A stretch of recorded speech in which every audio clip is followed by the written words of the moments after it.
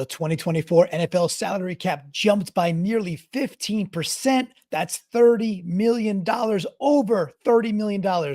What types of teams does it impact? Is this good or bad for our Seahawks compared to the rest of the crowd? And what players might we be able to retain now that we got this extra money in the bank? Stick around to see how we manipulate the cap to raise over $70 million, though you might not like some of those decisions. Let's see what you think coming up now on the Seahawkers podcast.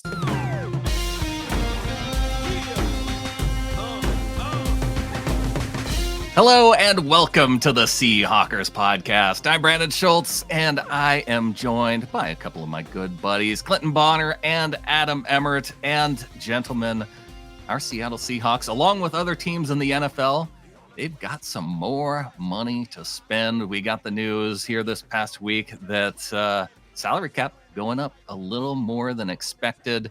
Last year, I believe it was around 225 million in that type of range, and it's going up almost 30 million. When I looked at the projected cap just, I think a couple of days ago on Over the Cap, they had it locked in around like 254,000, and it was because it was right at that spot where the Seahawks, well, they were over it initially. And then they made the move with Geno Smith restructuring some things. And then they're right at that number.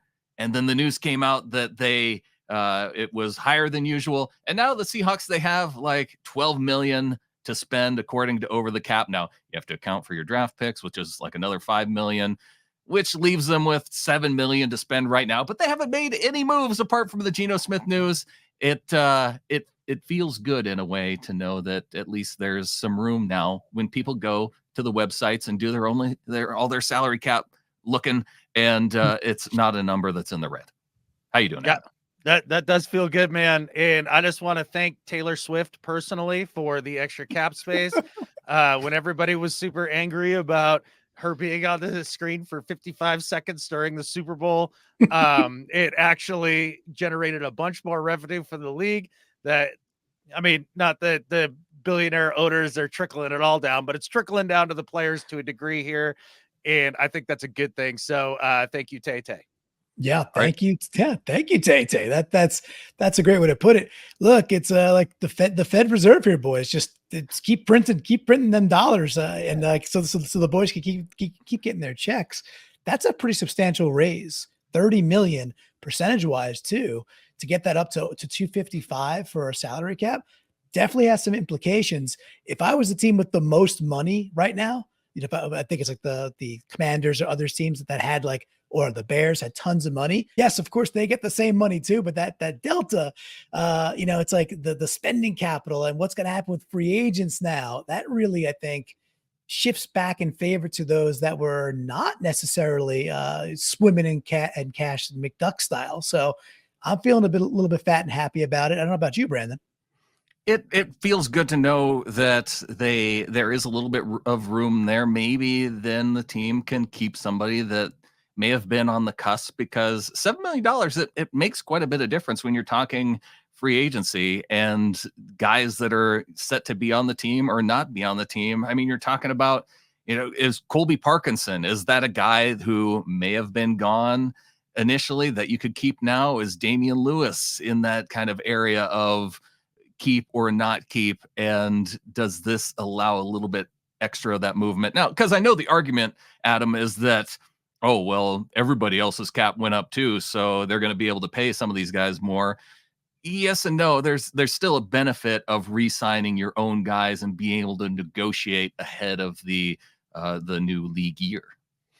Without question. And it does seem to that 7 million that you're talking about, right? Like, it's not a massive number, but it does kind of help you with guys who are maybe not at premier positions. And you brought up Damian Lewis, and I think he's going to be a fascinating case study here, because one of the things I do really like about Grubb is his O-line background. And that's something that warms my heart to hear. And I really hope that him and I can't remember the offensive line coach that he brought with him. Scott Huff. Scott Huff. There it is. Really do make a difference up front for this team. And it's going to be fascinating to see if Dame Lou is one of those guys that they think is a guy that they can win with and work in their system. And are they going to go for somebody like Damian Lewis? Or are they going to go for maybe a slightly smaller, more athletic guy like that Washington offensive line?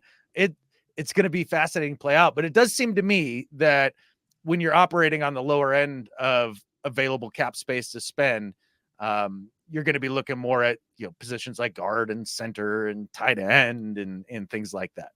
Well, I have a question. Where did we get the 7 million? Was that because it's a change of about 30 million, but are you saying from what was projected and now it's like an extra 7 million versus what was being said? Is that how you're getting there, Brandon? Yeah, so let's go over to overthecap.com. And so if you're watching along on YouTube, you can see some of these numbers up on the screen. So for 2024, it's showing team salary cap of $261 million and cap space of 12.9. And the thing about the 12.9, it doesn't take into account your draft picks for 2024. And so where I get the 7 is you subtract whatever it takes for whatever the current picks are and their slotted salary. You take that out of available cap space. And so you're kind of projecting some into the future and taking into account where it's at right now. But there's a lot of other moves, guys, that can be made as we kind of scroll down this list, because right on the top, you see Jamal Adams' name and you see the dead money versus cap savings. And, one of the cool things about Over the Cap, if you like to play around with this sort of thing and maybe try and predict what the team might do, you can say, okay, let's do you can decide either a pre-June 1 cut or a post-June 1 cut. And that changes things around a little bit. We hit submit on that, and you can scroll back up to the top, and you can see if you do a post-June 1 cut of Jamal Adams, then now the Seahawks have 30 million in cap space. And then you take away the 5 that would be slotted for rookies, and then you're at 25 million. And so now all of a sudden it feels like, man, all you have to do is cut Jamal post June 1, and which seems like a very likely move. If I'm looking at likely moves, Jamal is one. I can go down the list. Maybe you guys have some ideas of other ones that we could do if we want to try and create as much cap space as possible in this exercise. Maybe we do that. That'd be fun. Yeah. And I think the piece and why I was asking about that too is, we mentioned guards, we mentioned what our backup tight ends, and boys, we got 2 saucy ones that I think maybe 3, but really 2 saucy ones that I think we're all really thinking about every single day is Leo Williams and Jordyn Brooks. Like, what are we going to do there? There's all these new rumors about Patrick Queen, a 4-year deal for Patrick Queen at $70 million. Okay, maybe. Nice player. Drafted 1 spot behind Jordyn Brooks in the draft. Maybe with Brooks's injury history, that's a dude you retain and bring back. And I think the overall vibe I get is that the teams that have better rosters, not to say Seattle has an elite roster, but it's a pretty good roster, to get this salary bump benefits teams with the better rosters versus the rebuilders right now, because you do get a chance to retain 1 or 2 more of those key dudes that maybe otherwise you couldn't have paid for, right? So it's like that retention of your top free agents, which I think will benefit the teams with the top third rosters. And I would say Seattle is in that category. But I'd love to go through the exercise of doing the Homer Simpson, your cut, see how much monopoly money we could create. One of those names that's just right on the screen there, Brandon, that I would be interested in. What happens with Mone? Yes. Pre and post and all of that stuff. Well, he only has, I believe, he's only on for 1 more year. So you can't do a post June 1 cut. That's only for multi-year contracts. And so, yeah, as soon as you cut Bryan Mone, you're saving another 5.4 million. And so that to me seems like one of those no-brainer things that's probably going to happen. Bryan Mone, we didn't see him at all last year. Maybe you want to bring him back, but if you cut him to save 5.4, it's not like, 1, you're going to miss anything if he ends up going somewhere. Sorry, Bryan, if you're watching. And then 2, there's still a chance maybe you sign him back for a little bit less, which is some shrewd offseason stuff that the team has done in the past. Yeah, and he's coming off a nasty injury too. Yeah. He's cut. Let's let's get that money. Let's get that money in. GM Bonner says bye-bye, Bryan. Yeah. And listen, I hope Mone is watching. I just was never, even years ago, people could go back and watch the tape. I thought we overpaid for him in the last contract. I don't think Al Woods, he ain't. And you guys know how I like my nose tackles. And I never thought he was at that level. Yeah. And so if you go below Bryan Mone, you're not really, I mean, we see there's not any savings for Cross, obviously, not that you'd want to get rid of him. Myers, maybe if you did post June 1, but you'd want to keep Myers in his good year. Belor 2.8 savings, maybe. You're kind of, again, you're getting into really does 2.8 matter when it comes down to it. And Nick Belor, he's one of your captains. I'm kind of indifferent on that one, but I think we have to go up and where I see the biggest opportunities, one either for cap savings or extensions, because another way to spread things out are to extend players. Two players that have high cap numbers because they've done that salary cap restructuring in the past are Tyler Lockett and Quandre Diggs, because they've moved a lot of this bonus money from past years into future years. And so you're looking at base salary. I know a lot of people like to look at this cap number part right here, like for Tyler Lockett, $27 million. And it's like, holy smokes, that's a lot for Tyler Lockett. But part of it is that $10 million prorated bonus that he's already been paid. So you're looking more at the $15 million for 1 year for Tyler. There's a non-prorated bonus in there too that could get shifted around. There's Quandre Diggs, that's $11 million. And let's start with Quandre, because I feel like that's one where, again, people look at $21 million for a safety. That's a lot. But if you cut Quandre, are you going to be able to find someone that fills that spot as well for $10.5 million in 2024? Yeah, that's an interesting thought. I mean, you saw that Mike McDonald was able to develop Kyle Hamilton there in Baltimore, and that makes me think that he would probably believe in his ability to do something like that again. And yeah, okay, so the cap savings would be 11. Is there a difference for Quandre, the pre or post Magic June? No, I think this is actually he only has one more year after this one, so I don't think you can do a post June 1. Let's 2024 is his final year. And while you're looking at that too, like just to, Kyle Hamilton was the 14th overall pick in his draft class. So and he's younger. I don't know if Quandre, and it's a direct comparison, but could you go younger at that spot? Yeah, there's other guys that might be an option there. So I'm kind of on the fence where it comes to Quandre as a player that they could move on from or not move on from. But if you go ahead and say you're cut, now you're at $46 million with draft pick. That's $40 million in cap space.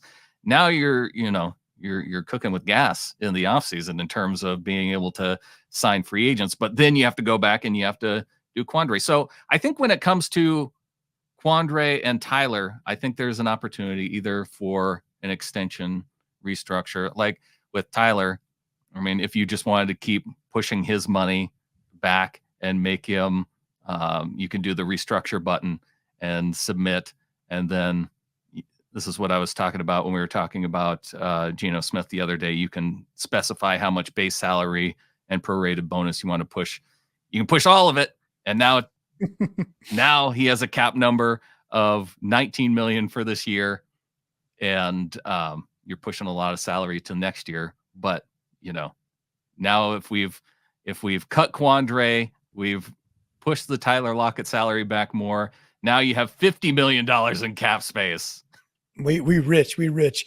I will say, I will stand in the corner for now and say, I think Quandre in a new defensive scheme. And here's the thing for Quandre. When I hear McDonald talk about what I think is like very Belichickian, the do your job, like don't go freelancing, do your job. I think if Seattle gets sound in that way, I think Quandre Diggs is still going to be a well above average safety. I think he's good. I still think he's a good football player that can do basically anything you want him to go do. I think Seattle became very undisciplined last year as a defense as a whole. And then players like Diggs either don't get the opportunities they had in years past to get what are like the glory things, like 4 or 5 interceptions. But it wasn't like Diggs was getting beat deep and stuff like that. It wasn't. That was Jamal was getting burnt deep. Diggs was still doing his job. It's just that I felt like others around him were not doing as well. And so Quandre Diggs is having to tackle. It's because other people are messing up. Right. And it's that, and Quandre Diggs usually can tackle. He's not afraid to hit. He's not afraid of contact. So I'm on the corner of like, keep Diggs. Yes, it's a lot to pay a safety, whatever. He's 31 years old. He earned a good contract. He's been a good Seahawks now for like 5 years. He's a good football player. You know, keep a veteran like that while you're building the core on the outside with Spoon in the slot and Tariq hopefully with a bounce back year. And we'll see what else they do with the other corners, if it's Trey Brown or somebody else. I think you kind of need that veteran presence. And Jamal's going to be gone. So you got Julian Love, who's, you know, still youngish, 26, 27, like kind of mid-career. And then what? Jarek Reed? You don't know who might be that third safety. So you know, I like the idea of keeping Quandre. There was a number on that screen though, Brandon, that you didn't, or a name you didn't dare go near. Stop it, Clinton. You stop it right now. You do not touch my Disley. We got to be talking about the Montanan. We got to be talking about Uncle Will. All right. Let's put it back up so that way. That's way too much money to pay a dude who's not really a huge part of the offense. Now, I will say this: I would love for we'll cut you today and gladly pay you, you know, Tuesday for your hamburger later, Mr. Uncle Will, and re-sign him at a more friendly thing. I think Uncle Will's still very valuable, but not that much money. That's, you know, $7 million we could recoup almost this year.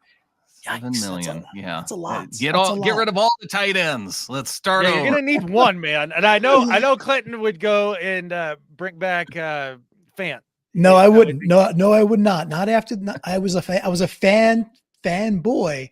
He did not do enough for me in the 2 years, and he can't block like Uncle Will can block. When we did the last 3 and 3 out of the year, I was like, wow, once Fant got hurt and Disley was kind of back in as like the number one, well, lo and behold, he was catching touchdowns. He was, you know, I kind of think that without Fant in the picture, Disley, I don't know, I think Disley could still be a very, very formidable, good tight end. I say all that, and I still say paying him that much money is too much. Let's just restructure / cut and re-sign.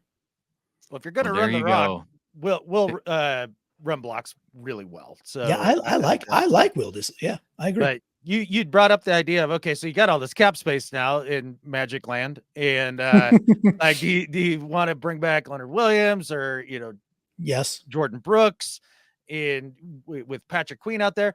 I think you made a good point about the delta part. Like the delta between Brooks and Queen, is it top of the market money and, you know, the next tier down money that you're going to pay Jordyn Brooks coming off the injury and everything?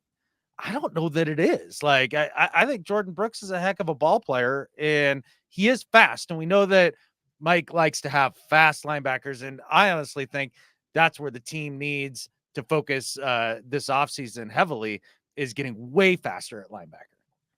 Yeah, there might be a benefit to signing Jordyn Brooks with him being on your team. I think that, especially when you look at some of the numbers of, I think Pro Football Focus put out numbers of each individual, like speculating what types of contracts players might get. And surprisingly, Patrick Queen was like $6 million a year more than Jordyn Brooks. And it seems crazy, especially considering what Mike Macdonald did last year was make Patrick Queen a lot of money, putting him next to Roquan Smith. So I think that maybe elevates that, and nobody's going to know that better than Mike Macdonald. So, I mean, if they end up bringing Queen, and I don't know if you could pair Queen and Brooks, but that would be a lot of money to spend at the linebacker spot. It would seem a little bit crazy to me, but yeah. As we can see here, guys, for you, Clinton, I went ahead and cut Will Disley, and I cut Tyler Lockett, because why don't we just cut everybody? Now we have $70 million, and now we can go out and spend a bunch of money in free agency on players for players that their teams didn't want them enough to pay them highly enough. That might be as good as the players we just cut. Now, I do get it. The piece about Queen projecting to be $6 million more per year than Brooks, that's nuts to me. I know we have our bias. That's our guy. Yeah, sure. But that's too much. $6 million. We just went over before what $7 million could mean. Right. So 6 is pretty much 7. It's pretty darn close.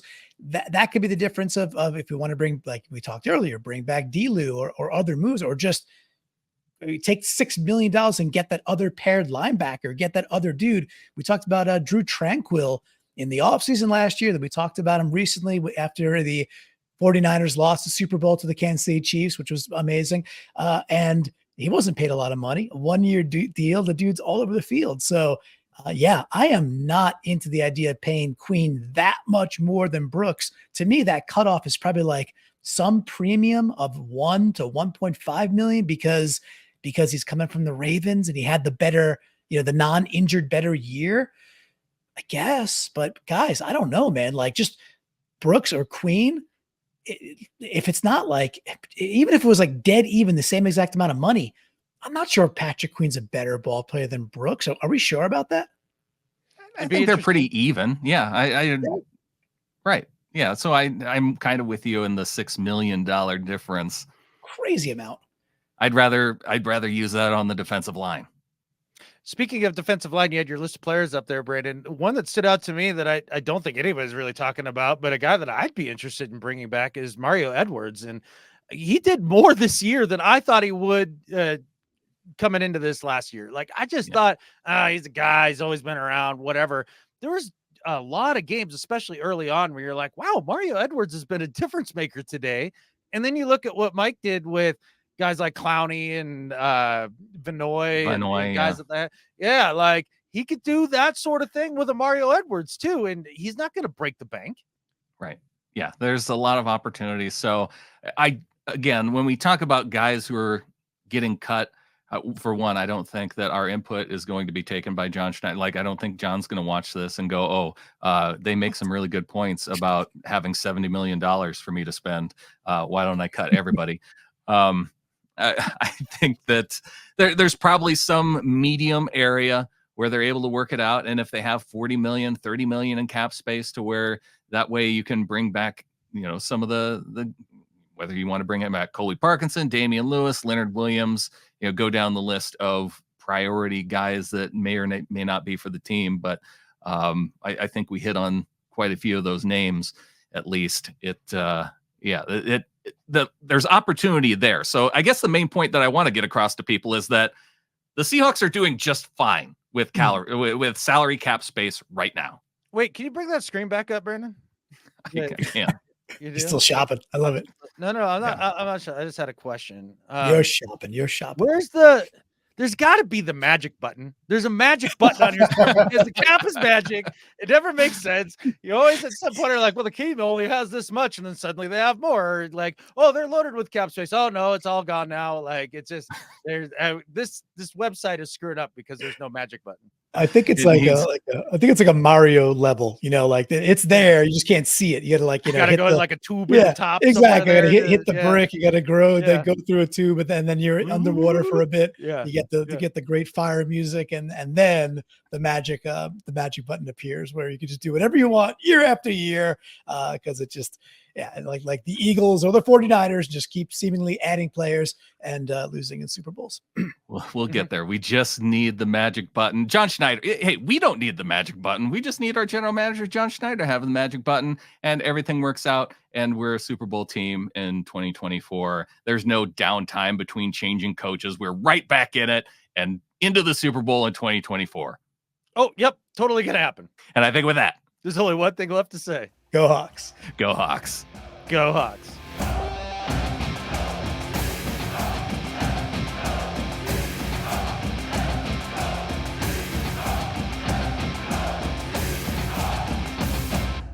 Do do do do do do do do do do do do do do.